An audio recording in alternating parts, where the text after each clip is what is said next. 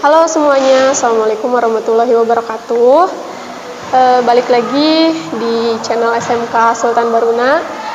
Pertama-tama saya ingin mengucapkan dulu terima kasih pada anak-anakku yang sudah menonton video ini. Tetap jangan lupa like, share, comment, and subscribe. Baik anak-anakku, sebelumnya terima kasih karena kalian sudah menonton video ini. Dengan tidak lupa bahwa kita masih belajar di rumah saja, yaitu melalui daring. Hari ini Ibu ingin menyampaikan beberapa singkatnya materi yang akan kita pelajari pada tatap muka nanti tentang pembelajaran di otomatisasi tata kelola perkantoran. Namun sebelum itu, Ibu akan selalu mengingatkan bahwa meskipun kita belajar dari rumah yang sifatnya tidak bertatap muka, tetapi kita masih tetap bisa belajar, baik itu menggunakan sumber dari internet, buku, YouTube, ataupun yang lainnya. Jadi tidak menutup kemungkinan bahwa kita setiap hari harus selalu belajar dan mencari tahu. Adapun dengan tidak melupakan protokol kesehatan, Ibu selalu mengingatkan untuk selalu tetap jaga kesehatan, kemudian juga jangan lupa memakai masker dan mencuci tangan setiap saat. Dengan kita menghadapi pandemi ini, mudah-mudahan kita selalu diberikan kesehatan, kemudahan dalam segala urusan, khususnya urusan kita dalam pendidikan. Baik anak-anakku, hari ini Ibu akan menjelaskan tentang kaitannya pembelajaran yang akan kita bahas dengan kemampuan-kemampuan kalian. Nah, bila sebelumnya Bu Reni sudah memberikan materi tentang administrasi perkantoran, maka Ibu di sini akan melanjutkan materi tersebut sesuai dengan pembelajaran umum yang membahas tentang apa saja sih yang akan kita pelajari di administrasi perkantoran itu, kemudian kemampuan-kemampuan apa yang harus kita miliki untuk menjadi seorang administrasi atau seorang sekretaris. Umumnya yang mengambil jurusan administrasi perkantoran, muaranya adalah nanti akan bekerja di suatu instansi atau perkantoran. Nah, maka dari itu perlu kalian ketahui dulu apa sih itu tentang administrasi perkantoran. Namun itu sudah dibahas sebelumnya oleh narasumber kita, yaitu Bu Reni. Kemarin sudah membahas tentang apa administrasi perkantoran, kemudian tujuan dari administrasi perkantoran, kemudian ruang lingkup, fungsi, dan yang lainnya. Nah, maka dari itu, sekarang Ibu akan mengulas kembali sedikit apa yang sudah dijelaskan oleh Ibu Reni sebelumnya. Seperti yang kita ketahui bahwa administrasi perkantoran itu adalah pencatatan atau yang biasa kita sebut pengelolaan administrasi yang bersifat dokumen, atau kalau menurut definisi administrasi perkantoran itu adalah perencanaan, pengendalian, kemudian pengorganisasian yang berkaitan dengan pengelolaan dokumen. Nah, tetapi tidak hanya itu saja. Yang berhubungan dengan administrasi perkantoran bukan hanya tentang pengelolaan dokumen, tetapi juga ada penggunaan alat kantor, kemudian berkaitan dengan transaksi keuangan, kemudian juga yang berkaitan dengan ekonomi bisnis, kemudian juga yang berkaitan dengan korespondensi dan yang lain-lainnya.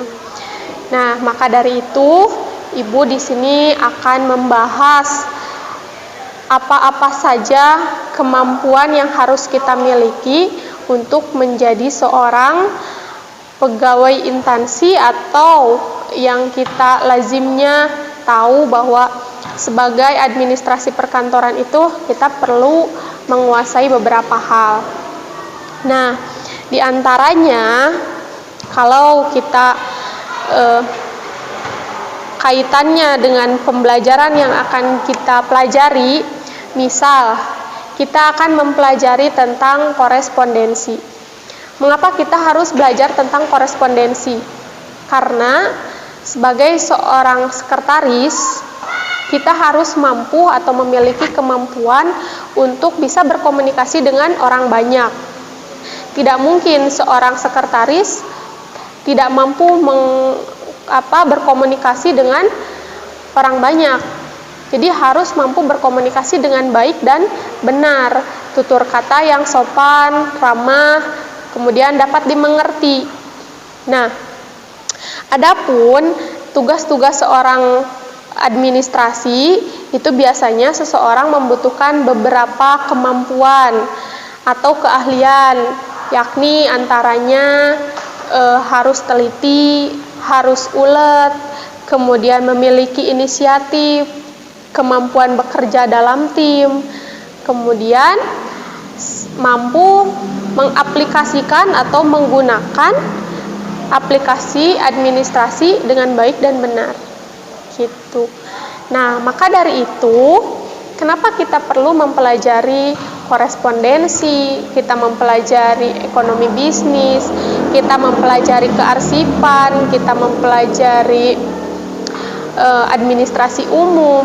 Itu karena nanti akan berkaitannya dan bersangkutan dengan kemampuan yang harus kita miliki, kemudian mengetik cepat. Nah, maka dari itu ada beberapa hal yang lazimnya seorang sekretaris atau pegawai instansi memiliki kemampuan, karena menjadi seorang sekretaris atau menjadi seorang pekerja dalam instansi itu pasti akan dituntut untuk bisa bertanggung jawab atau memiliki job desk dari pimpinan. Nah, apa tanggung jawabnya? Tanggung jawabnya bisa berbeda-beda. Bagaimana tergantung kita ditempatkan di bagian apa. Kalau kita dari jurusan administrasi perkantoran, biasanya kita akan berhubungan dengan yang namanya customer service. Kemudian akan berhubungan juga dengan yang namanya pelayanan. Nah, pelayanan di sini itu juga termasuk kepada administrasi. Administrasi yang seperti apa? Kalau kita katakanlah, kalau misalkan seseorang memerlukan surat dinas misal, atau memerlukan surat SPJ misal. Nah, itu otomatis akan dilayani oleh bagian administrasi atau biasanya di bagian staf. Nah, kalau kita berbicara tentang administrasi, itu sebetulnya sudah sangat lekat dalam kehidupan kita. Mengapa dikatakan begitu? Karena disadari atau tidak, administrasi itu selalu saja menjadi lingkaran dalam kehidupan. Baik di luar pendidikan, baik di bidang kesehatan, baik di bidang pemerintah, itu selalu ada administrasi-administrasi yang harus ditempuh. Katakanlah kita memasuki sekolah. Contoh administrasinya, kalian harus mengisi formulir atau data daftar siswa baru. Nah, itu adalah termasuk bagian dari administrasi. Kemudian katakanlah kita harus mengumpulkan berbagai persyaratan, seperti halnya akte, KTP, dan yang lainnya. Itu adalah bagian dari administrasi juga. Maka dari itu, mau tidak mau dan disadari atau tidak, administrasi itu akan selalu melekat pada kehidupan kita. Nah, dalam berbagai pengurusan apapun, mau pengurusan sekolah, pengurusan rumah, pengurusan diri pribadi, itu akan selalu berkaitan dengan administrasi. Nah, namun pusatnya kali ini Ibu akan membahas tentang bagaimana kalau kita menjadi seorang petugas administrasi, atau katakanlah kita menjadi seorang sekretaris. Nah, Ibu sudah bilang tadi bahwa seseorang harus memiliki kemampuan ketika dia menjadi seorang administrasi atau bekerja di bagian staf atau mungkin di bagian customer service.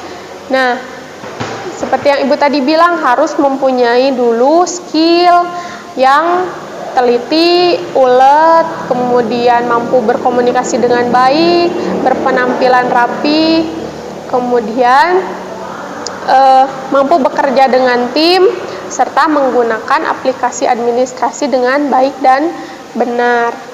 Nah, kemudian apa kaitannya pembelajaran kita dengan kemampuan yang harus kita miliki? Katakanlah kita belajar korespondensi.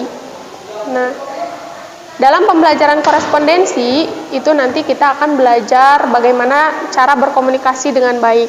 Karena apa? Karena seorang sekretaris nanti pasti akan bertemu dengan klien atau relasi pimpinannya. Otomatis kita akan berbicara atau berkomunikasi. Nah, kalau kita tidak mempunyai kemampuan berkomunikasi dengan baik, kita tidak akan mungkin mampu membangun atau menjaga relasi kita. Nah, kemudian kenapa kita harus belajar tentang pencatatan keuangan? Nah, karena biasanya seseorang yang keluar dari jurusan administrasi perkantoran itu juga nanti bisa bergelut di dunia perdagangan atau di dunia usaha, atau mungkin dia akan berwirausaha sendiri. Kenapa kita perlu belajar itu? Karena kita perlu tahu bahwa segala bentuk pengeluaran atau pendapatan itu harus dicatat. Nah, pencatatannya seperti apa? Pencatatannya nanti ada dalam bentuk kas kecil, kemudian ada jurnal umum, kemudian ada laporan laba rugi, dan yang lainnya. Nah, kemudian selain itu apa saja? Selain itu, kita juga mempelajari tentang teknologi perkantoran. Nah, bicara tentang teknologi, pada era saat ini, semua sudah berjalan dengan teknologi. Dan tidak menutup kemungkinan bahwa seorang sekretaris atau pekerja di instansi itu akan selalu berkaitan dengan yang namanya teknologi. Nah, penggunaan teknologi ini sangat penting untuk seorang pekerja di instansi atau sekretaris. Misalnya penggunaan handphone, kemudian penggunaan laptop, komputer, atau juga penggunaan telepon. Nah, maka dari itu kita harus mampu menggunakan alat-alat tersebut sebagai bentuk dari kita mempelajari teknologi perkantoran.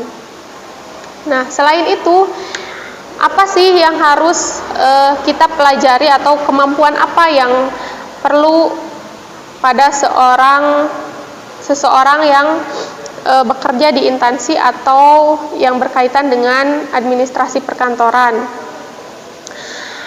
Biasanya kita tidak akan luput dari yang namanya surat menyurat, kemudian juga telepon, kemudian dokumen perusahaan, atau bisa juga kita melakukan perjalanan dinas. Kemudian kita juga tidak akan terlepas dari yang namanya hubungan masyarakat. Nah, salah satu yang harus kita punya atau kita miliki, kemampuan yang kita miliki adalah membuat agenda kantor. Apa itu membuat agenda kantor?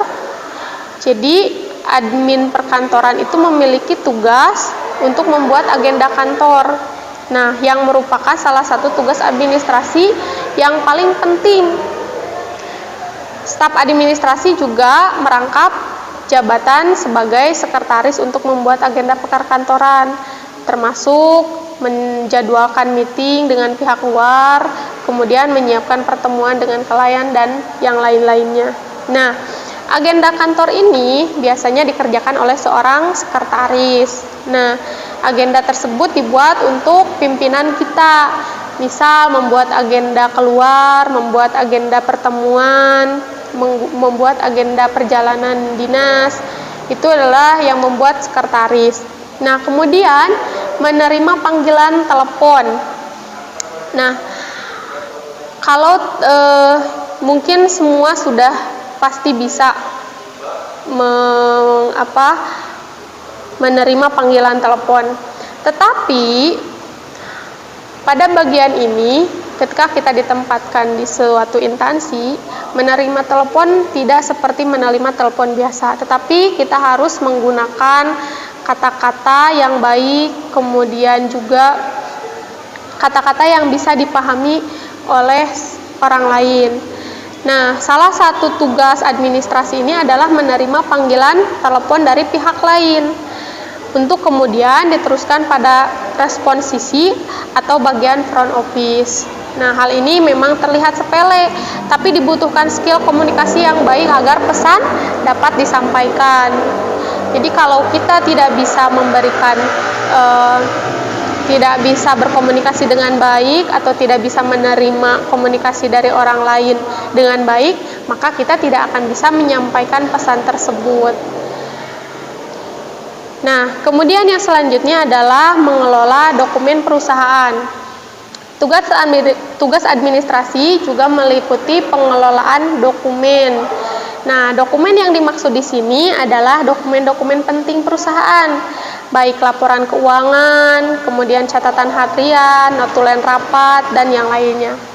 Nah, seperti yang Ibu tadi bilang, kenapa kita perlu belajar tentang pencatatan kas kecil? Karena di sini tugas kita akan mau tidak mau sebagai pengelola dokumen perusahaan, nanti kita akan mengelola laporan keuangan, kemudian catatan harian. Nah, kalau kita mau berhubungan dengan yang namanya pengelolaan dokumen, itu sudah pasti yang bersangkutan dengan surat menyurat, laporan keuangan, laporan kas, kemudian juga hasil rapat atau notulen, kemudian catatan harian. Nah, kemudian selanjutnya apalagi yang harus kita miliki sebagai seorang sekretaris, yaitu melakukan entry data. Nah, jadi sebagai tugas administrasi selanjutnya adalah melakukan entry data perusahaan. Jadi melakukan input dan entry data ini menjadi salah satu tugas pokok administrasi. Nah, data yang diinput ini adalah data-data penting perusahaan. Misalnya data keuangan tahun berikutnya atau data keuangan tahun sebelumnya, kemudian data-data pegawai, kemudian data pembayaran gaji, dan yang lainnya.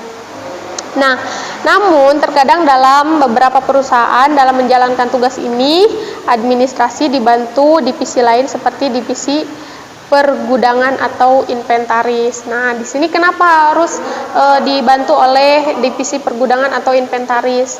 Karena data yang diinput bukan hanya sekedar laporan keuangan atau laporan gaji, tetapi juga barang-barang yang ada di kantor.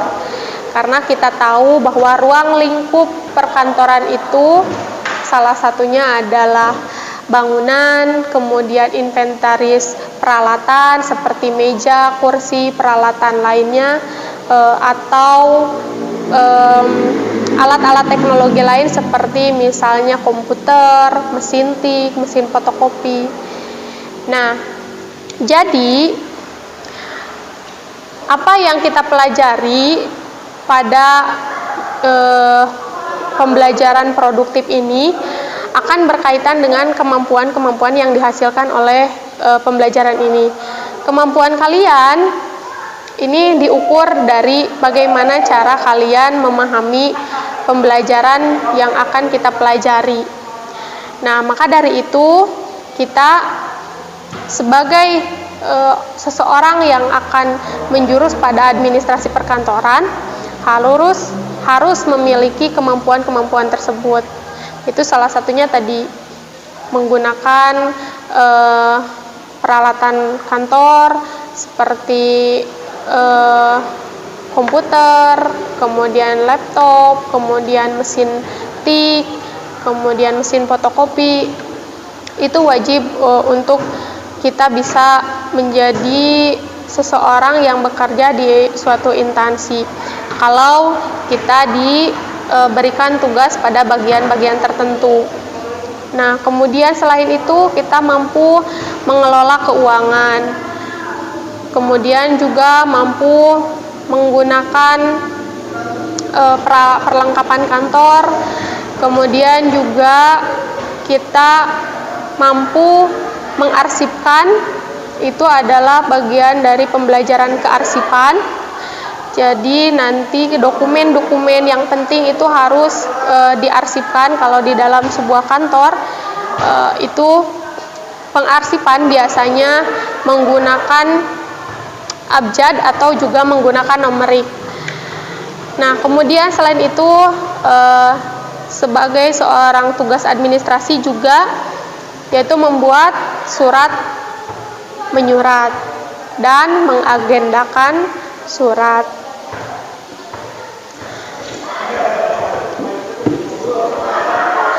Nah, baik, mungkin itu saja yang bisa Ibu jelaskan pada video ini.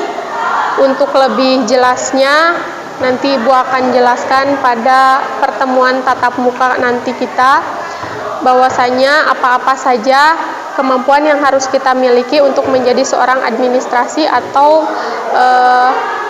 apa saja yang harus kita pelajari untuk bekerja di suatu kantor atau instansi.